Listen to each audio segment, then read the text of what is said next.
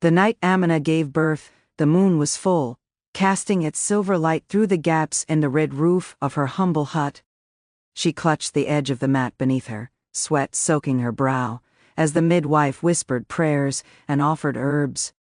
Outside, the night was alive with the sounds of the jungle: crickets, frogs, the distant call of a leopard. Finally, with one last push, the cries of her son filled the air, and Amina's breath came out in a long, relieved sigh. But as the midwife turned to wrap the baby in a cloth, her hands froze. Her gasp echoed in the small space, cutting through the newborn's wails. "Amina, look!" A serpent, small but vibrant green, was coiled around the boy's neck, its body shimmering under the moonlight. It seemed almost to pulse with the same rhythm as the baby's breath. The midwife backed away, muttering under her breath, crossing herself with trembling hands. Amina, though frightened, reached out with a shaking hand, touching the serpent's scales. It did not strike or hiss. Instead, it tightened its grip just slightly, as if cradling her son closer. "He is mine," she whispered fiercely to the midwife, clutching the boy and the snake to her chest. "They will not take him from me." But the days that followed were filled with fear. Amina tried to remove the serpent, using every herbal salve and prayer she knew. She traveled to the elders, offering gifts of kola nuts and yam, begging them for a solution. Yet each attempt only left the serpent more entwined, its presence an unyielding guardian over her son. Rumors spread like wildfire. They called her child Ilkan Ifa, the doorway to the spirit world. The villagers spoke of him with hushed voices, saying that Amina's bloodline had been touched by a curse, a punishment from the spirits. Soon, even her friends turned away. The sickness came suddenly. It started with a fever that swept through the village, taking hold of the young and old alike. Desperation filled the air as mothers wept over their children, and elders prayed to the spirits for relief. When the king's own nephew fell ill, the whispers became louder, pointing to Amina and her child. One evening, just as the sun dipped below the horizon, a group of warriors from the king's palace arrived at Amina's door. The head warrior, his face stern and uncompromising, carried a decree sealed with the royal insignia.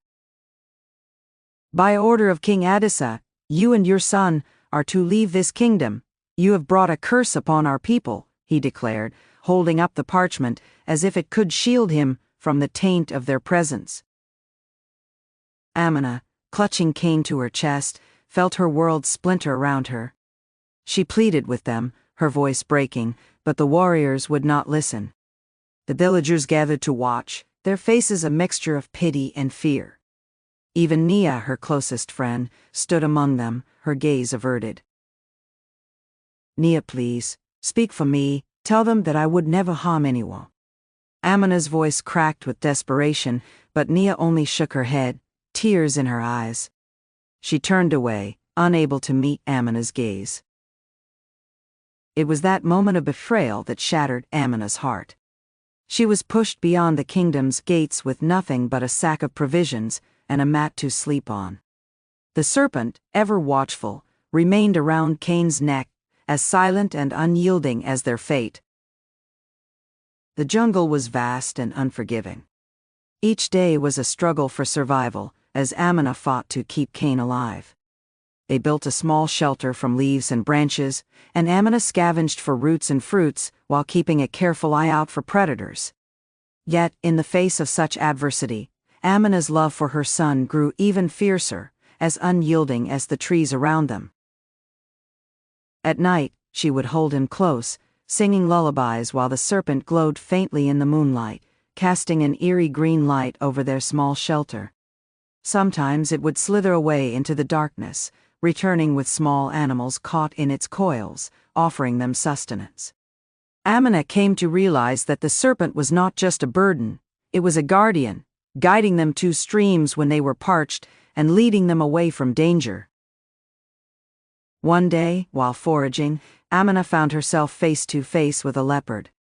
The animal crouched, muscles tensing to strike, but before it could pounce, the serpent hissed from Kane's neck, its eyes glowing with an unnatural light.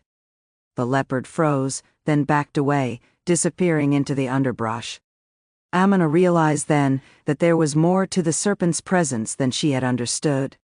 It was protecting them, but she did not know why. After months of wandering deeper into the jungle, Amina came upon a clearing where an old woman sat by a fire, surrounded by herbs and bones tied with red twine. Her skin was weathered like old bark, and her eyes glowed with an otherworldly wisdom. "I've been waiting for you, child," the woman rasped, stirring her pot of strange-smelling brew. "The spirits told me of your coming, and of the serpent that guards your boy." Amina, weary from her journey, fell to her knees before the healer. "Please, help us, tell me how to free my son from this curse." The healer smiled, showing teeth worn down by age. "This is no curse, but a blessing in disguise. The boy and the serpent are bound by fate, and he alone holds the power to heal what ails your kingdom. But first, he must learn to control the serpent's gifts." The healer taught Amina the old rituals, ways to channel the serpent's energy through dance and song. Kane, though still a child, seemed to understand the movements, his small feet tracing patterns in the earth, as he danced with the serpent glowing around his neck.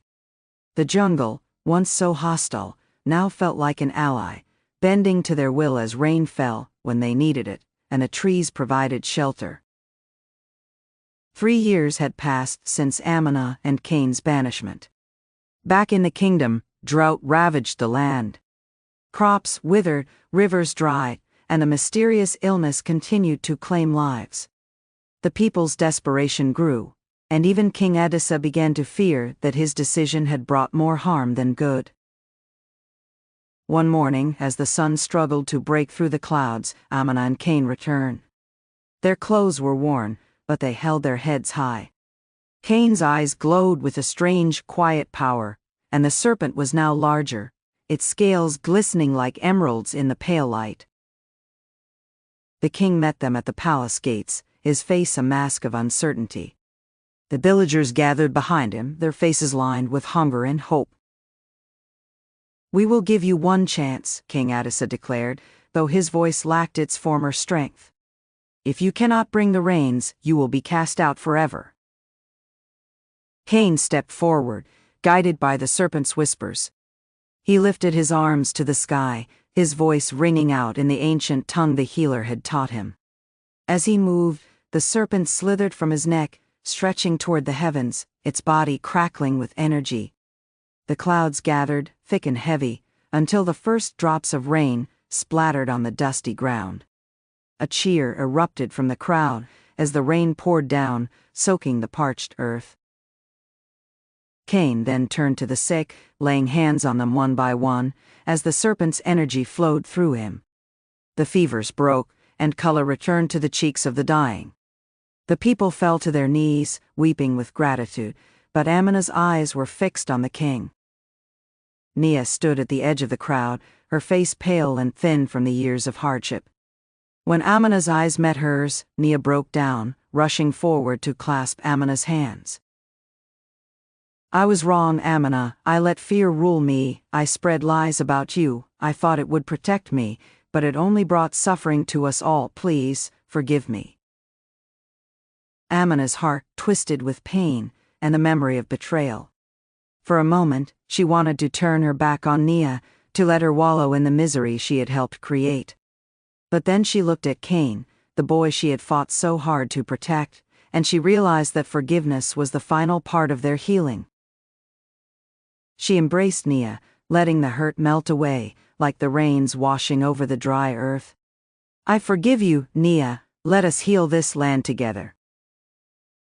Kane's powers continued to grow, and the kingdom began to thrive again. The people, once fearful, now revered him as a healer, a bridge between the world of spirits and men. Amina, once an outcast, was honored as the mother of the savior who had brought life back to their dying land. In time, the serpent grew too large to remain coiled around Kane's neck. It had become a magnificent creature, its emerald scales shimmering like liquid jade, its body now stretching over 15 feet. It would often slither through the village, its presence no longer met with fear, but with respect and awe. The people believed it to be a guardian, a symbol of the kingdom's renewal. One evening, as the sun dipped below the horizon, painting the sky with hues of amber and crimson, Amina sensed a change in the air. The serpent, which had become Kane's constant companion, coiled itself around the great baobab tree at the center of the village.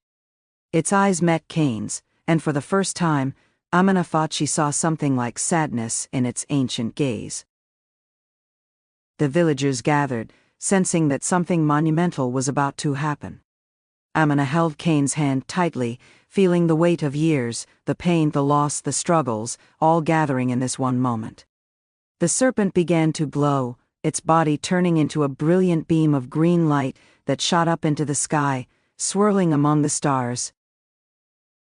Kane, standing at the base of the tree, reached out his hand, and the light from the serpent flowed into him, filling him with a warmth that made his eyes shine like the dawn.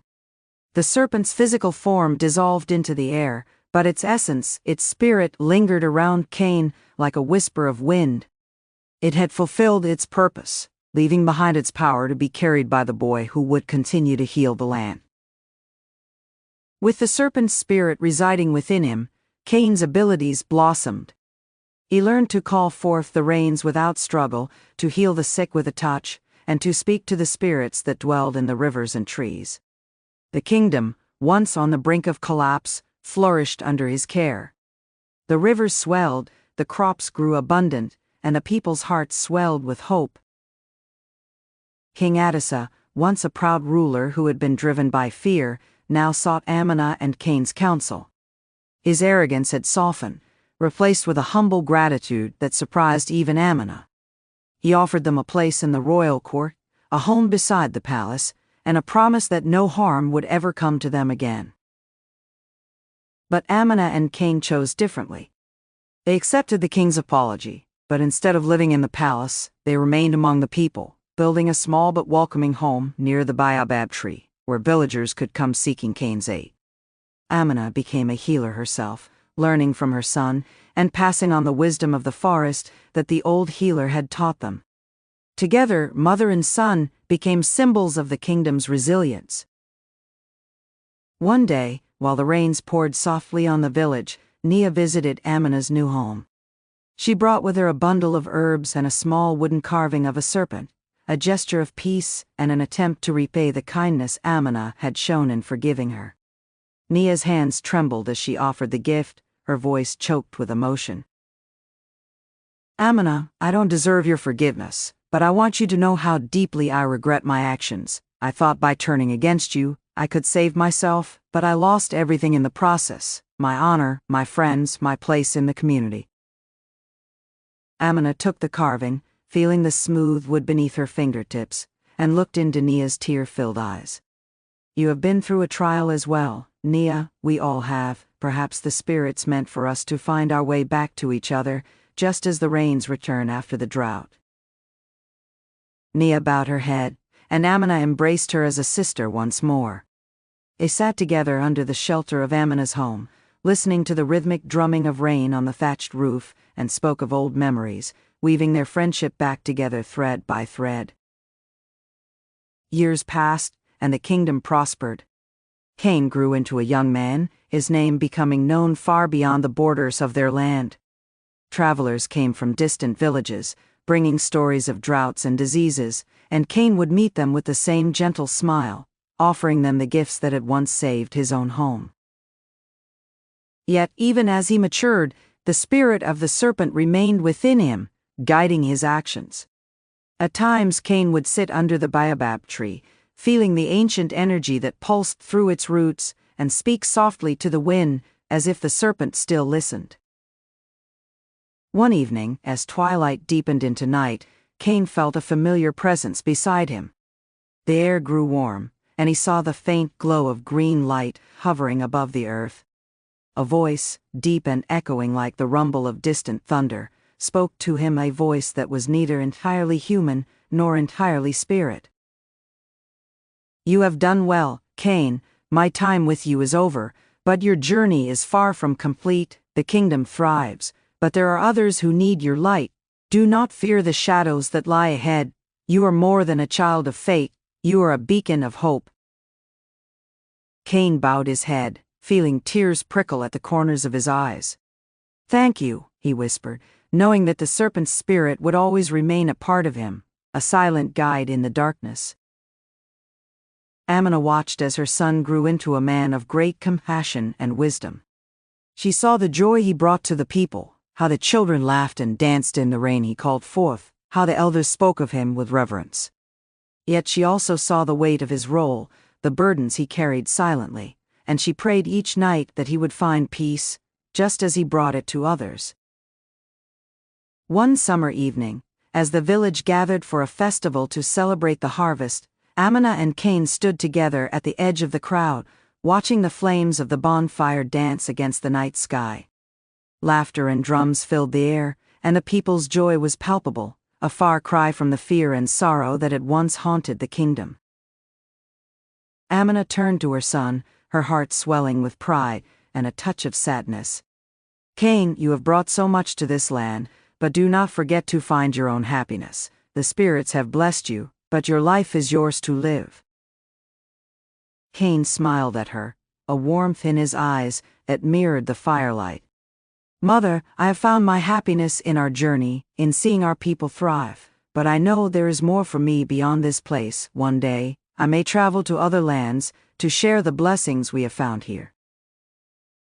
Amina nodded, her heart heavy with the thought of his departure but knowing it was inevitable. "When that day comes, I will send my prayers with you, just as I did when we were alone in the jungle, but until then, let us cherish every moment we have." In the years that followed, Kane's legend spread beyond the borders of the kingdom, reaching the ears of distant rulers and villages suffering their own hardships. He became known as the Serpent Healer, a name that carried with it tales of transformation and rebirth. Amina grew older, her hair turning silver like the moonlight that had witnessed her son's birth. But she remained strong, a pillar of wisdom in the community, guiding the next generation of healers and storytellers. The baobab tree, which had once witnessed the serpent's departure, became a place of pilgrimage for those who sought to understand the mysteries of life and death. And though the serpent no longer walked among them, its spirit lived on, in the rains that fell at Kane's call, in the lush green fields that fed the people, and in the stories whispered around the fires at night. Amina and Kane's journey, once marked by fear and exile, had become a story of love that could not be broken, of betrayal that was healed with forgiveness, and of a revival that brought life not only to their kingdom, but to the hearts of all who heard their tale. And as long as the baobab tree stood tall, casting its shade over the village, their legacy remained, a reminder that even the most feared omens could become the greatest blessings.